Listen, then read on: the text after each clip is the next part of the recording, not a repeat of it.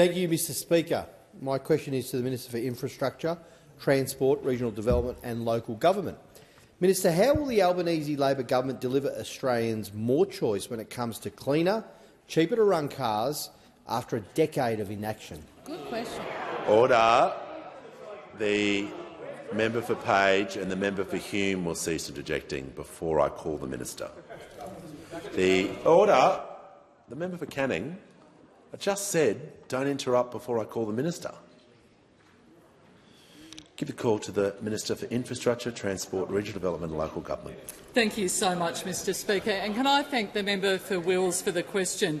Of course, earlier today, the Minister for Climate Change and I stood with representatives of Toyota, Hyundai, Tesla, the Motor Traders Association of Australia, the Australian Automobile Dealers Association, the Electric Vehicles Council to announce a new vehicle efficiency standard that is right for this country.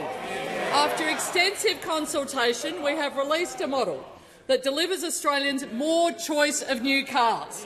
Will save Australians thousands of dollars at the Bowser, $95 billion less in petrol out to 2050. It will reduce the emissions that come from the cars that we drive, and a model where Australians can continue to buy the utes, the SUVs that we all love. And as we know, a new vehicle efficiency standard is not a new thing. It has been coalition policy for over a quarter of a century, with John Howard back in 2001 stating that the coalition was negotiating a new fuel efficiency standard for motor vehicles to reduce the amount of fuel consumed per kilometre travelled. Yet the Howard government, of course, could not deliver one.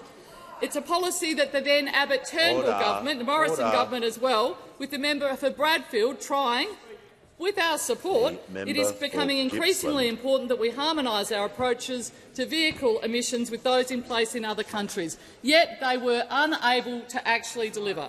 While this government is delivering what the Liberals and Nationals could not do, a new vehicle efficiency standard that is right for Australia, with legislation to be introduced into this place tomorrow.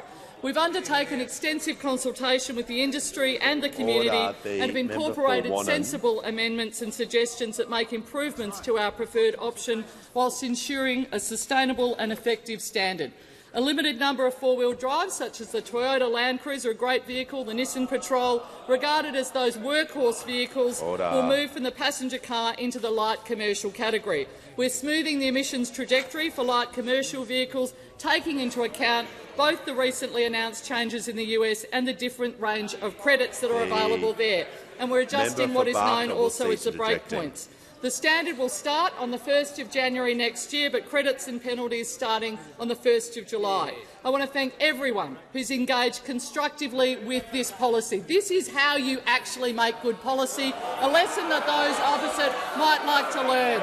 You go out, you consult, you work collaboratively with industry to make sure that you've got the model right, and then you have the courage of your convictions and you make sure that you're delivering. Where the coalition gave up, Labor is doing the hard work of delivering what is right for Australia. Those opposite are happy to stand with Russia when it comes to vehicle efficiency standards. I'm happy to stand with Australian consumers.